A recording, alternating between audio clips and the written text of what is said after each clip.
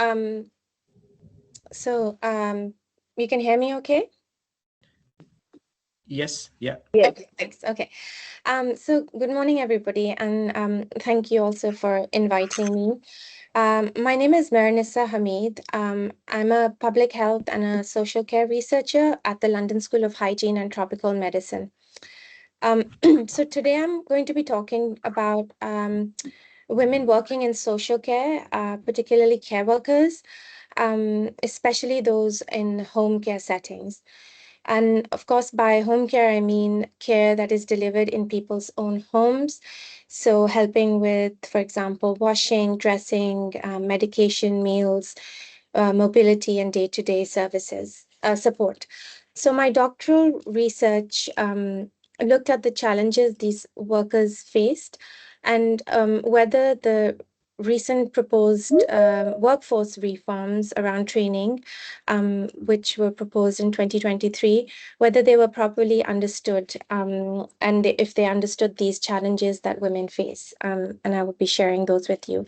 So I'll cover 4 areas. First is why this matters for home care providers and home care workers. Second, what women care workers told me, which will be the main chunk of the presentation.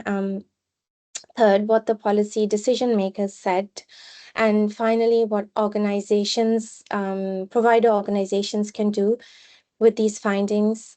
And I look forward to discussions afterwards. So home care workers are doing increasingly complex work. They are supporting people with multiple health needs. They often work alone under time pressure and are almost always working within limited resources. The workforce is also changing. The social care workers in England are mainly women. And it also is now heavily dependent on migrant workers, many of whom are not from the EU and consist of Black and Asian men and women. And this is important and it matters because workers do not all experience the job in the same way. So, for example, a white British woman and a migrant woman on a work visa with caring responsibilities may all be doing the same work, but the pressures around them can be very different.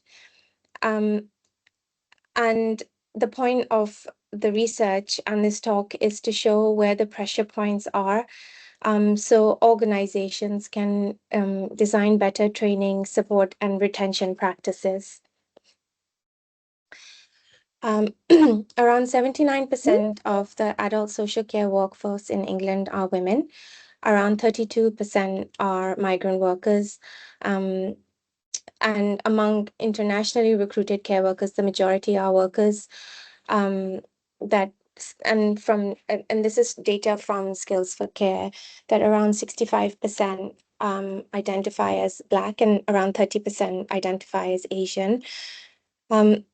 About 30% of the overall workforce are on 0-hour contracts, which means that they do not have guaranteed weekly hours. One of the most striking findings from my conversations was about pay progression, and that a worker with 5 or more years of experience earns only slightly more than workers with less than 1 year of experience. So in practice, that means experience and extra skills often do not lead to meaningful increase in pay. So in the context of this research and my conversations with the women that I spoke to, the basic picture is this, that social care relies heavily on women, increasingly on migrant women, and often offers limited pay progression, insecure hours, and with high responsibility for the care workers. So the policy case study for this research was the 2023 social care workforce reforms in England. These reforms were introduced because the sector is under pressure For example, not enough staff, there's high turnover, increased financial strain, and a growing older population that needs care. The reforms included four main areas. And so first is the care workforce pathway, which was meant to make career routes clearer. Second, the funded entry-level qualification, the new care certificate. Third, more funding opportunity for existing staff. Fourth, more recruitment and retention support. Um, at that time, it was including the international recruitment through health and care worker visa. Um, and because this research is placed under one point in time, which is between 2023 and 2024, um, my question was around when these reforms were designed, did decision makers properly consider the real lives of the people doing the work and the research and the policy um, that would be placed on the care workers? So, in other words, did they think about the fact that the workforce is mostly women? Did they think about migrant workers? Did they think about racism, care responsibilities, visa dependency, low pay, and unpaid time? In terms of how the study was done, this was a qualitative study, which means that I focused on people's experiences and the meanings behind them, rather than using surveys or statistics alone. I reviewed existing research and policy documents, and overall, I carried out 30 interviews.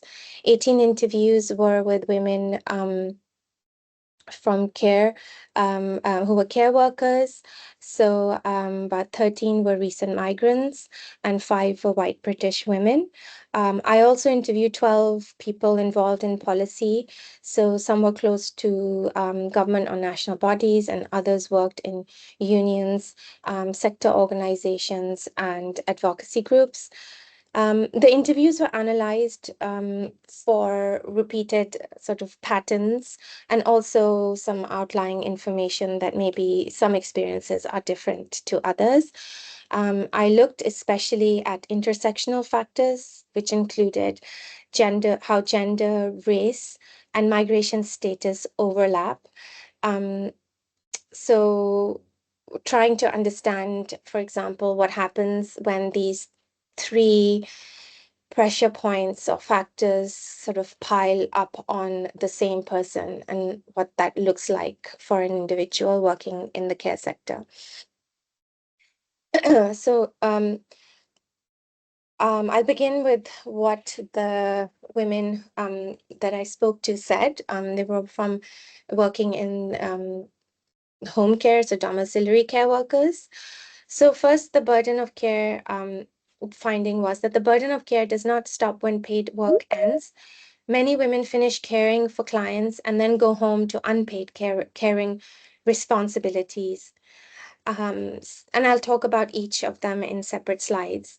Second was training is not always consistent or practical enough for the work people are expected to do. Third, many workers face financial insecurity. For example, low pay, unpaid training, unpaid travel time, insecure hours, and out of pocket costs. Fourth, many migrant and minority ethnic workers described racism and discrimination at work. So these problems are not, they're displayed as separate boxes, but they're not separate boxes. They all overlap. And for some workers, they happen all at once. And that overlap is where, for these care workers, the greatest harm sits. Um, okay, so the first theme was around the gendered burden of care. And that means that the burden placed on women because care work is still seen as a women's work. This affects both paid and unpaid care. And the quotes that I'm sharing in this presentation are directly from the people I spoke to. So workers described being expected to be flexible, available, and emotionally strong, even when the job was demanding. Some women used phrases like being on call 24/7. After paid shifts, many went home to childcare, cooking, cleaning, or supporting their family members abroad. Childcare came up um, often for workers on low wages. Paid childcare is often expensive. Some workers chose shifts around a partner's job or worked nights so they could be at home during the day. Um, Migrant workers described additional pressures such as sending money home, supporting relatives overseas, and adjusting to life in a new country. Safety was also a concern. Home care workers often worked alone in private homes. Um, some described harassment or inappropriate comments from clients and their families. Others raised concerns, but did not feel protected. Enough by their agency, which means that if they did complain, they were removed from those clients' homes, but they were concerned that there was no check on that particular behavior. So being removed was fine, but that kind of behavior could happen to others as well. And one care worker summed up the gendered expectation very simply as a woman does everything. Um, and that sentence captures how paid care and unpaid care are often treated as if they're naturally women's responsibility. So the second theme is training related challenges. Um, this is especially important for to understand for the care workers and providers, because I feel that it is an area where employers themselves can make a real difference.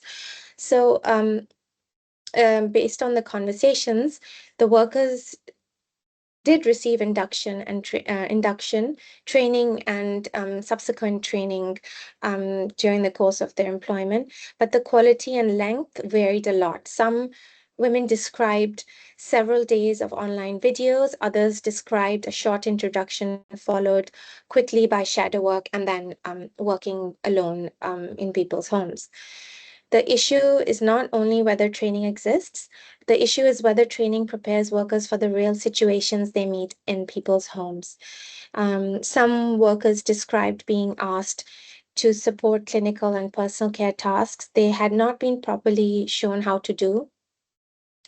Um, and for example, in using a convene, one care worker described using a convene and they had never seen one and learn on the job um, how to support a client use one.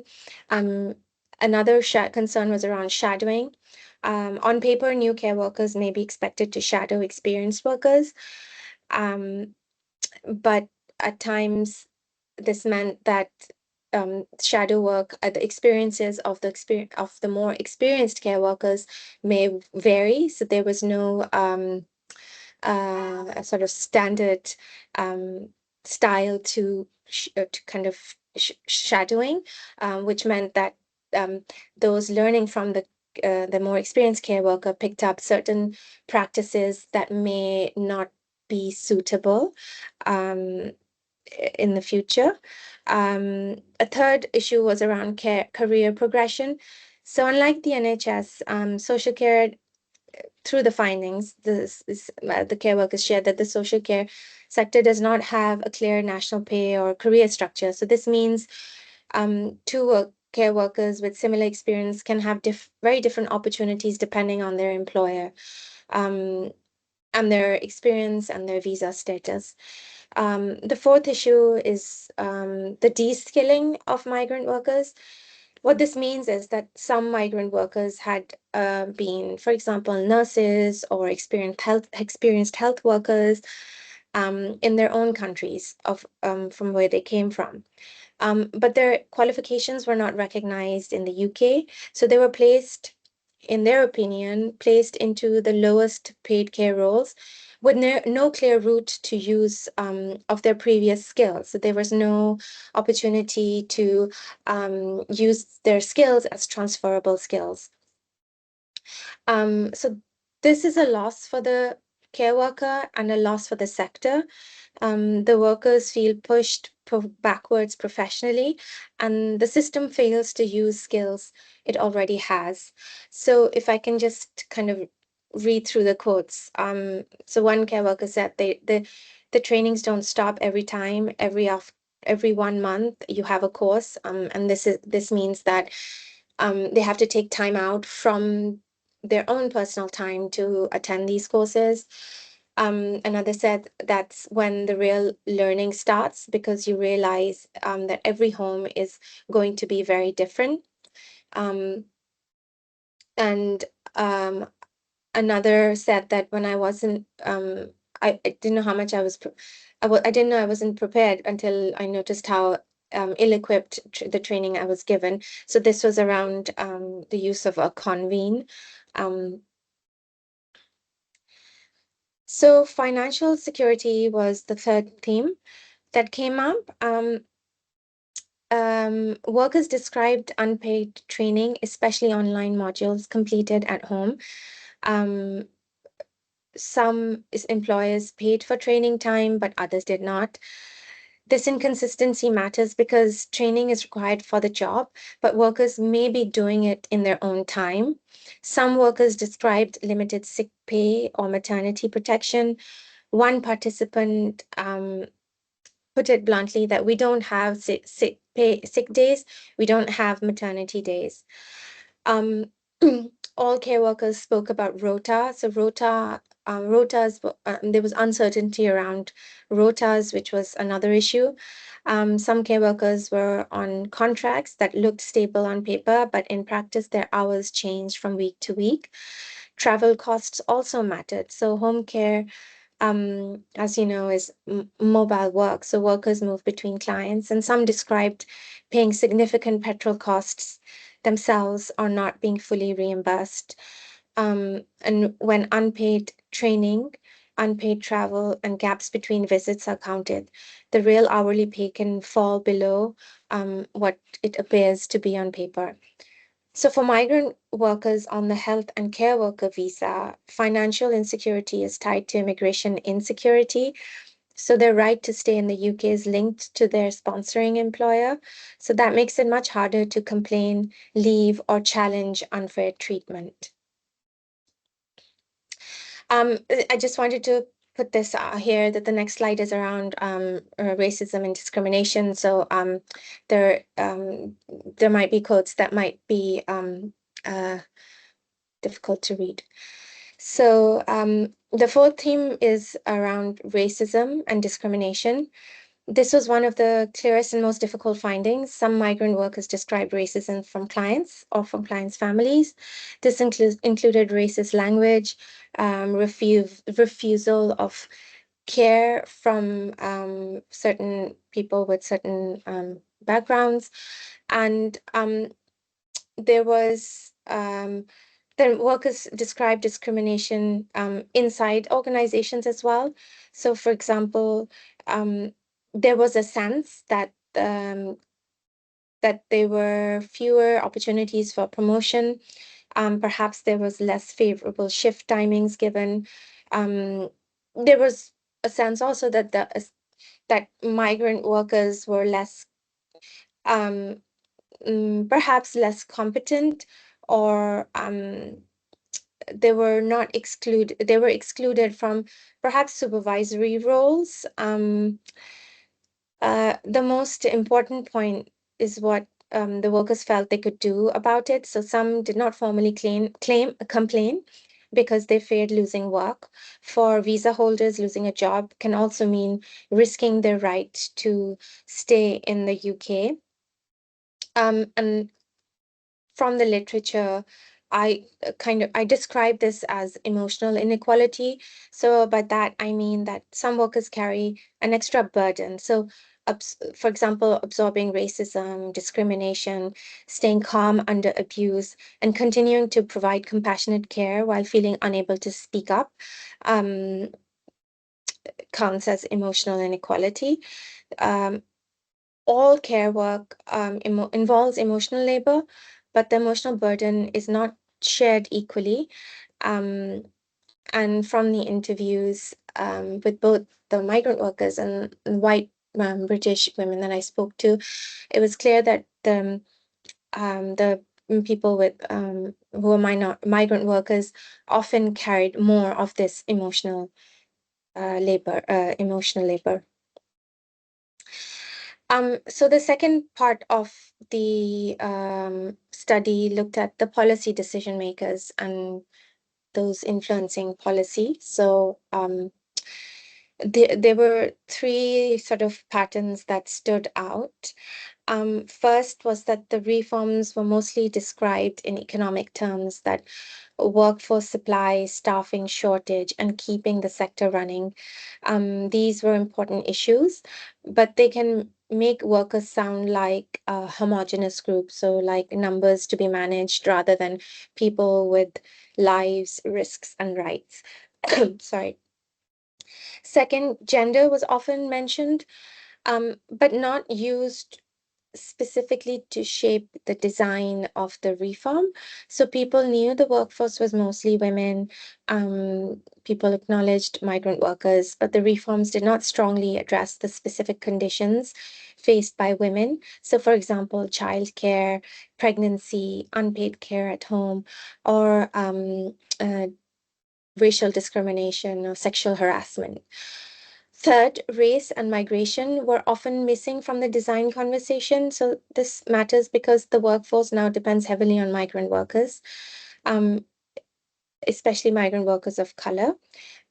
Issues such as visa dependency, racism at work, and non-recognition of overseas qualifications um, were not did not come up, and but should not be side issues when thinking of designing reform of any policy. So my main finding for this particular section was that the reforms treated the workforce as if it were one uniform group, but the workforce, as we know, is not uniform. The workforce has people from different backgrounds with different challenges that impact them differently. The reforms were therefore blind to gender, racial inequality, and of many of the workers' migrant status. So the next couple of slides are around recommendations. Sorry.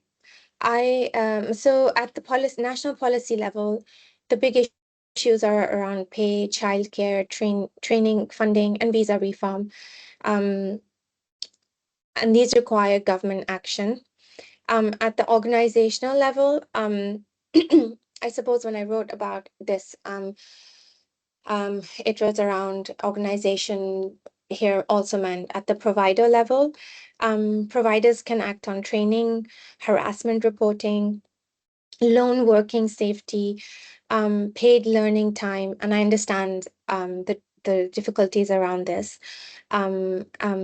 Understanding travel time, feedback channels, and thinking about challenges that some face around fair progression within within the organization.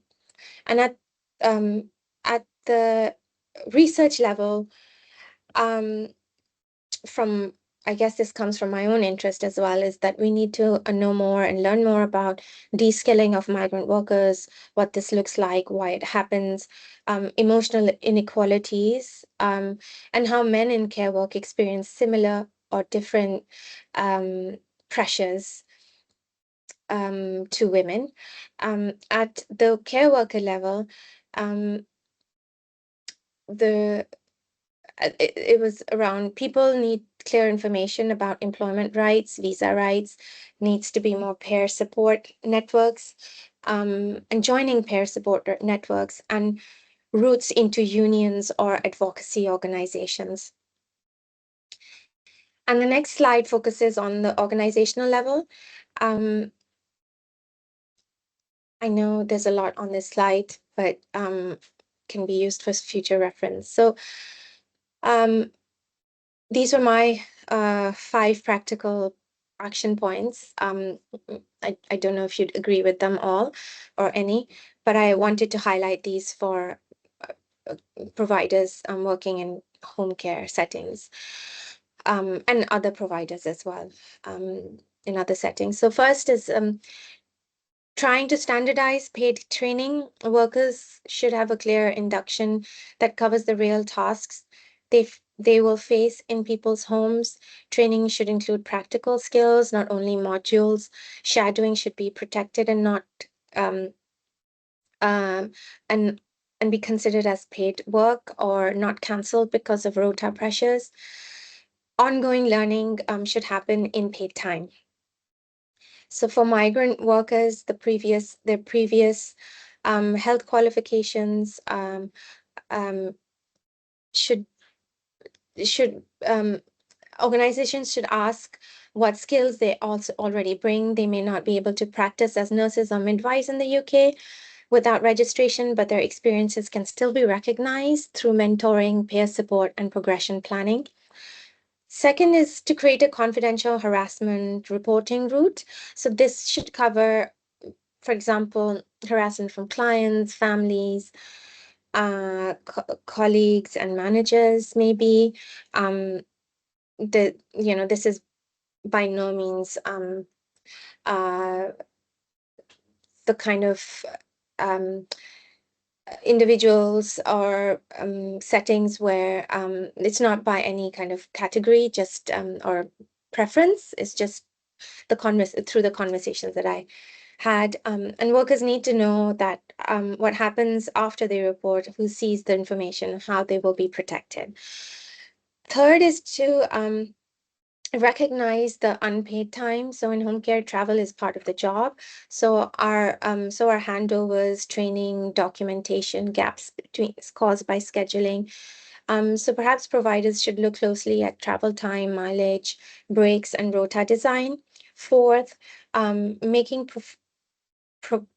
progression fair and visible. So investment in inclusive management. Um, so workers should know what is needed to move into a senior care position or supervision or management position. Criteria should be written down and perhaps not be based on informal favoritism. Organizations should check whether migrant women and minority ethnic women are getting the same opportunities as others. Fifth is to build an anonymous feedback um, and maybe co-production into the organization. So this is where workers know where the system is so workers may know where the system is failing because they live it every day. So anonymous feedback can surface issues before they turn into resignations, complaints, or safeguarding risks. Um, I know that these actions are not cost-free, but turnover, repeated recruitment, poor morale, unsafe practice, and lost skills are also expensive and can be at the detriment of the care workers, the providers, and eventually the overall sector. Um, and I wanted to end by thanking you all for for listening to me. Most importantly, I wanted to thank my research participants. Um, I wanted to thank all the care workers because I know that the time they gave me was an hour lost to them, given the time they have between their rotas, their free breaks, weekends, etc., and for sharing freely with me. And I wanted to thank my supervisors to kind of compensate for the care workers' time. I what I I was granted some money to pay for their lost time, to compensate for their lost time. And I wanted to thank the Pristine Health Solutions services, for giving me training opportunity. And I will stop sharing now, and looking forward to any questions.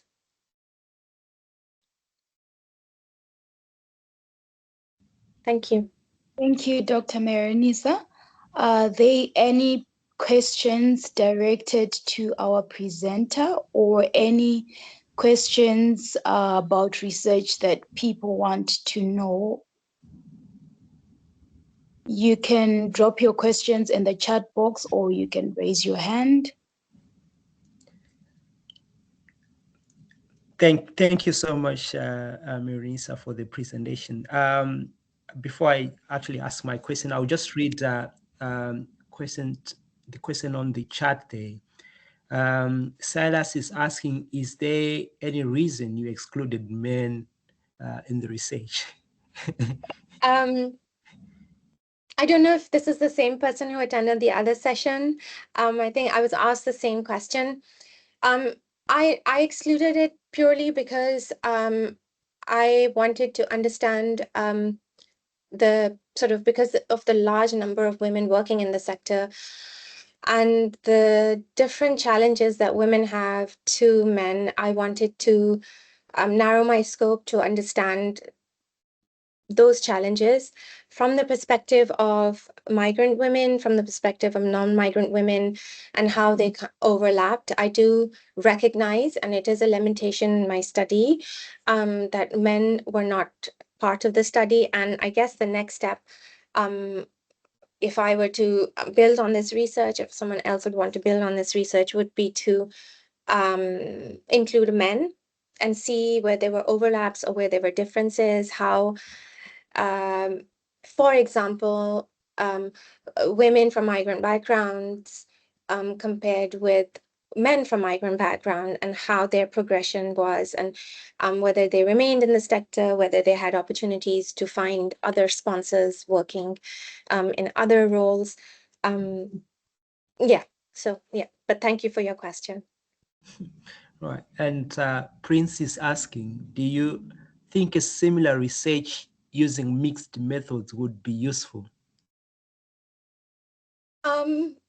I think if you are talking about, I'm sure it would definitely be useful. I think sending out surveys, if we were to consider that as mixed methods, so looking at things more quantitatively. I'm not a quantitative or a mixed methods researcher, so my answer might be limited here, but I think it would be, I think broadening the scope to bringing in providers and doing a mixed method study would.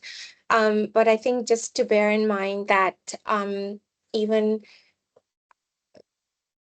using a survey or understanding quantitatively, and I say survey because I think maybe it's most accessible to care workers to send them out, but time would be a factor, and people filling them in might be a factor. But to answer your question, yes, I'm sure mixed methods would be useful as well. Okay, we do have another question again from the chat, from Adi AJ Zion. What do you think of modern slavery in healthcare? I think he's also still typing. Adi, you can also ask your question by audio if you want. Some employers, he continues, says that some employers make staff work too many hours and staff can't say no because no sponsorship. Yeah. What I just meant was that sorry. because staff on sponsorship at times, the employers make them work extremely long hours, or work up to 80 or 100 hours per week, and they have no break. That meant to work 24 hours without a break. And I think we need to tackle the way staff are being treated. I've been on activities for a long time, and I think as an employer, I now see when people come to me and say, "Look, I'm tired of working. I feel drained. I feel and mistakes are likely to happen when you do that to staff. I think we need to plead for the government to increase wages so that they make healthcare attractive to other people as well, so that it's not like they're making you do work at minimum pay.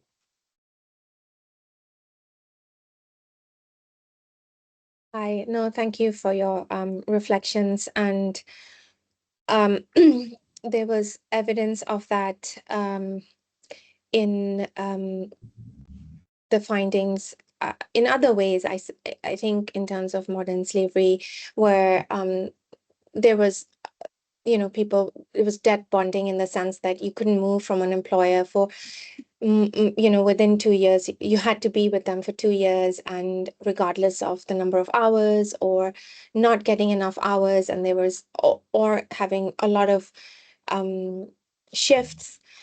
You're right. People cannot say much because they have to prove their loyalty. They have to, I guess, in one care workers sort of paraphrasing, that we just stick it out because we have no options to go home. We have to stay here because we've used all our finances to come here, and for a better future. But they're faced with all these multiple challenges.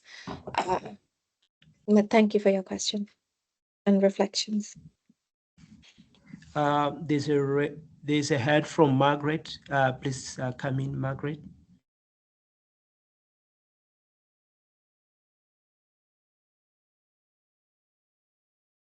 Margaret, You're muted. You're probably muted. Yeah.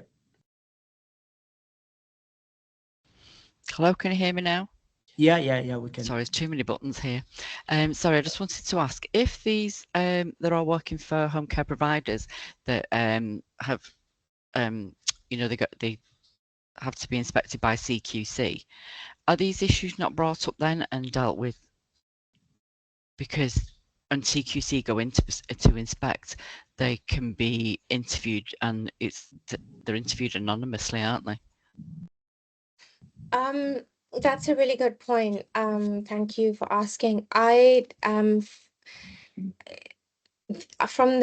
From my conversations, this did not come up. Perhaps there was this feeling that there was fear around even anonymously sharing. I wouldn't be able to answer your question based on the findings that I had, because it didn't come up, and it there was a sense that we just get on with our work, and the relationships between the providers, they were good, and but they always erred on the side of caution, I think. I can answer that question for you, Margaret.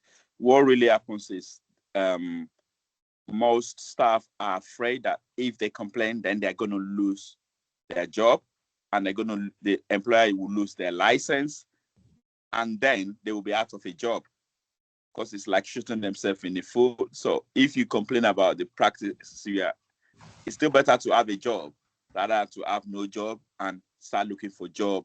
So at times that fear of losing your job makes you not want to whistleblow or to talk about anything that is going on. You just want to be able to work and just go home. And that's the experience I have in supporting other Black workers in our community. And again, if you lose your job, lose your sponsorship, then you have to exit UK, isn't it?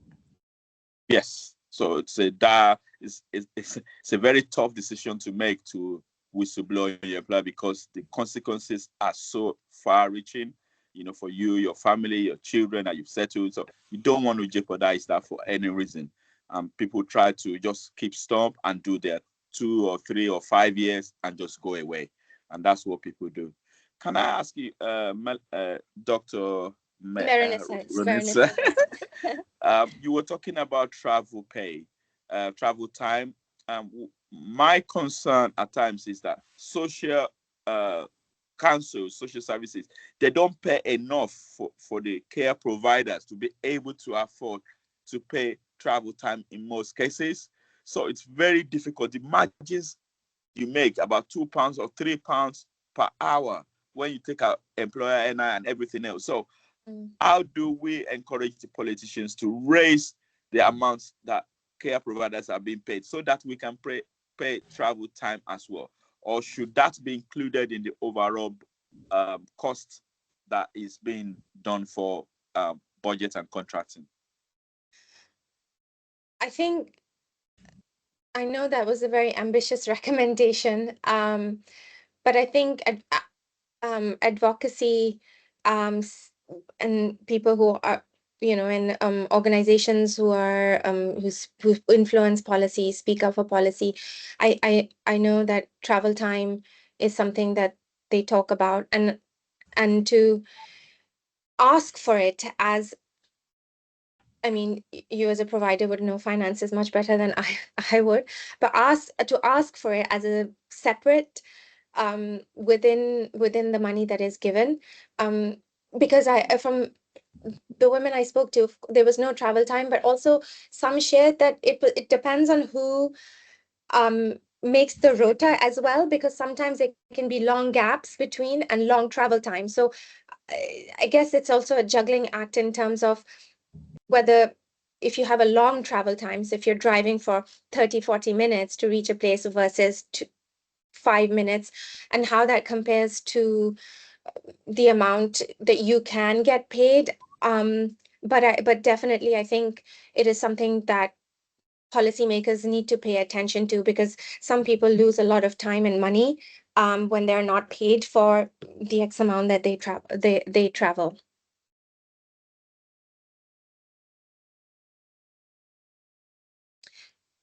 Right. Yeah, so thank you so much, Meherunisa, again for the presentation. Unfortunately, my camera is refusing to come up there. I mean, you have raised so many issues, which probably would need us more time to actually explore and discuss and all that. And I'm happy that you have raised this issue, which you have termed double shifts. Certain things, when they are not actually, defined and named, sometimes it appears like it's just a normal day for somebody, but actually they are having double shifts after work. They have to be doing almost the same thing at home as well, which is quite a huge burden. I'm gonna, turn your focus to training. You mentioned inconsistent training, and you also recommended making training meaningful.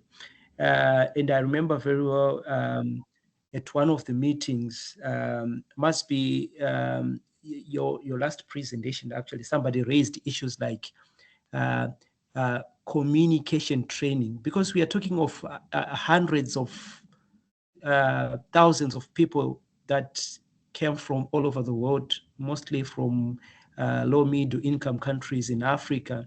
They are coming into a British society that is totally different.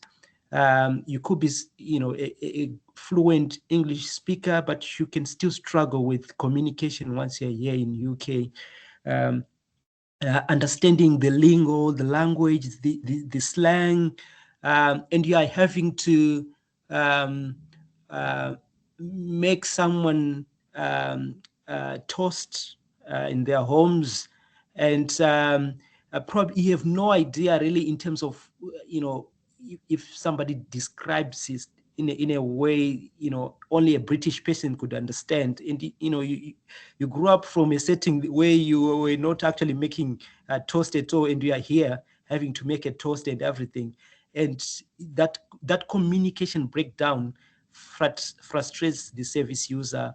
It frustrates even the worker themselves. It doesn't help anybody. And how can training actually be made meaningful such that it covers things that may be considered as basic as that, um, um, having communication training that can actually assist in managing the day-to-day tasks, because they are never said in the language that people get used to in the formal training sessions. They are always said in another way, relaxed manner. So training, I agree, it's not meaningful, but how do we make it actually meaningful so that it become relevant to the day-to-day activities that will be happening in the home care sector? Yep.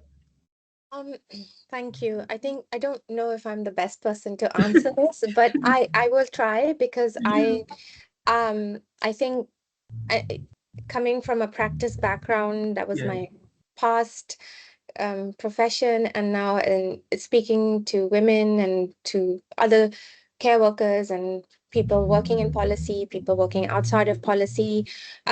Yes, this I think this I don't know if the word cultural competency is the right term or is an appropriate term to use, but that is the kind of terms and kind of conversations around the issue that you've spoken to have been used. And I think if it's supposed to be nuanced, or if some training is specific to provide at the provider level and they do it for their own organization and their own staff, then I think perhaps, I mean, it's as basic as listening to what the the people who are working for the Mhm. organization want. And because like you said, making toast is it's very simple, but Yeah. some of us, it's not our go-to to have a piece of No. toast when we're hungry. We might have something else. And Yeah.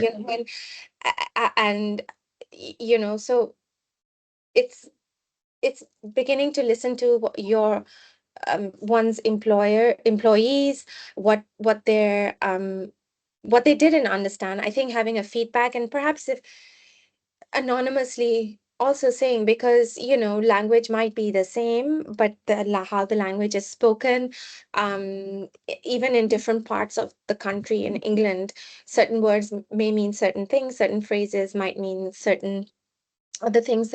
And I think over time employers need to, I don't know, have some sort of a phrase, very simple phrase book, or this is what the previous employees or people have heard, and this is what it means.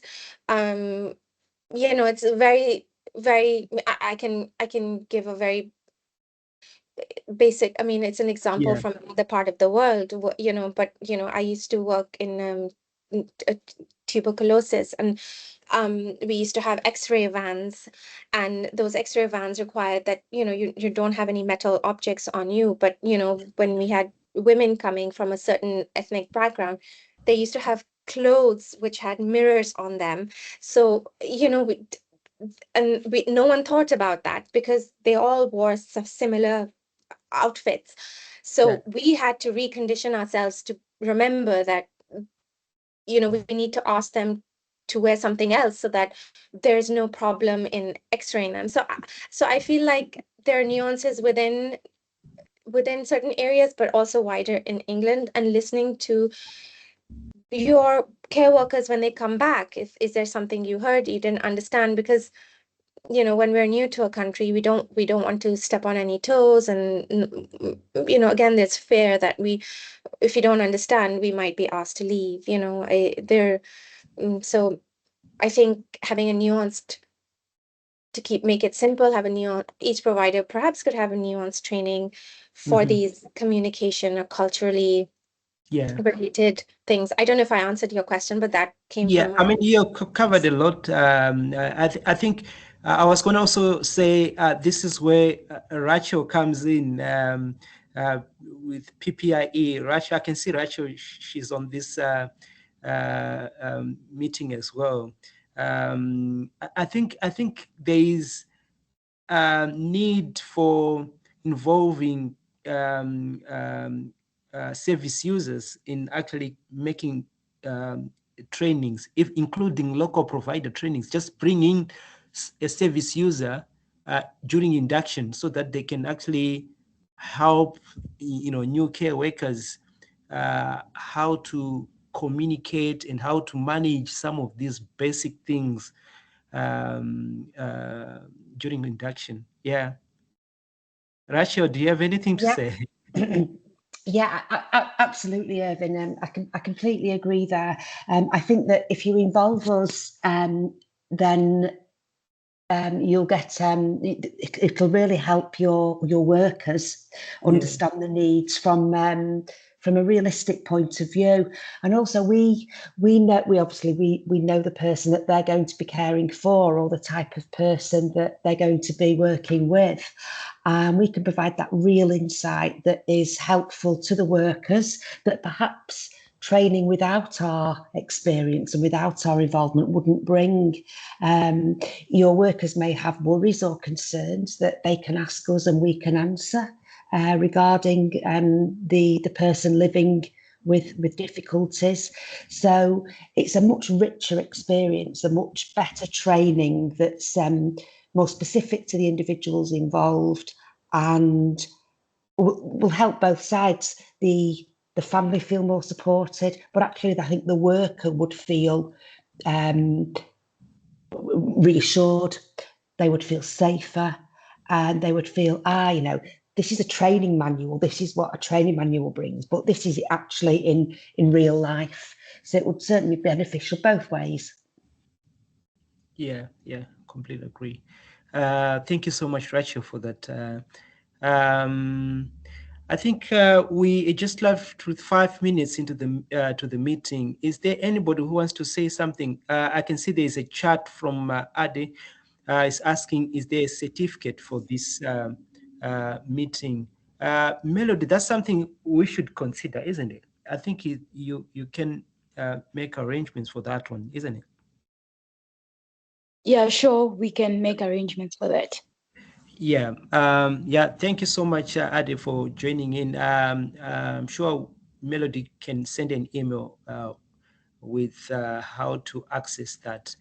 And anyone with a question, anyone who wants to contribute something, share their experience?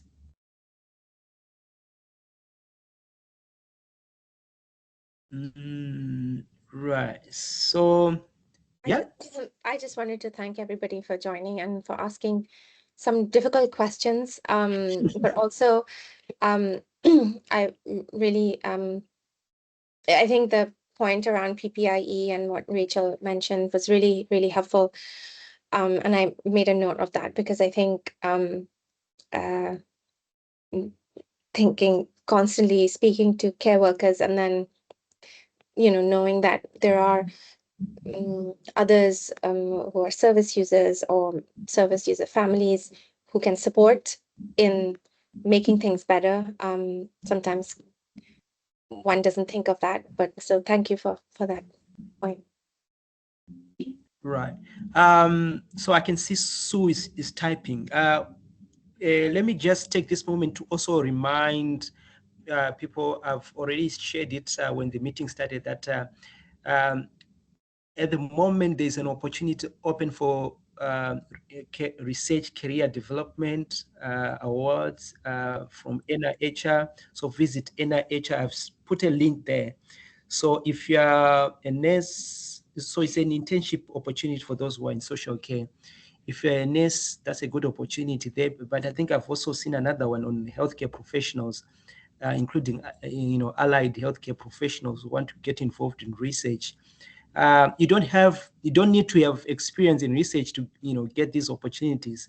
It's actually meant for those people that are really starting off, and they would want to learn how to get involved. So ourselves being a research active a provider, we are very keen to share these opportunities with other providers. So send us an email, send an email to Melody or myself at admin.pristinehealthsolutions.co.uk, and get to know these opportunities. So Melody there's also a community of practice. You can join that one. I think Melody, you can add all those things in an email when you sending out these slides, so that people can actually get to know these opportunities, be part of our community of practice, so that they don't miss out on any news that's happening, coming up in the sector. Right. I think that sums it up all for today. Unless somebody else has got something to say, itching to say something before we close, I would say thank you so much, Meherunisa, for preparing this presentation. It's an interesting one. There is a lot of work that still needs to be done, and I think it opens up to a lot. And I'm sure those that are interested in research would want to explore, some of your findings and actually expand from there as well. Get involved in more research. So I really appreciate. We've got another meeting in a month's time. We are always doing these meetings every month since last year. And we post these videos on YouTube. So if you want to catch up, you can always go on YouTube and catch up. And remember to join our community of practice. This is open to care providers, carers, researchers as well, so that it's easy to find PPIE people, easy to find co-producers for research and all that. So yeah, it's a good community. So thank you all. I'm going to stop the recording now. Thank you so much. You are open to join us next month, last week of every month. Thank you so much. Good day. Thank you. Thank you.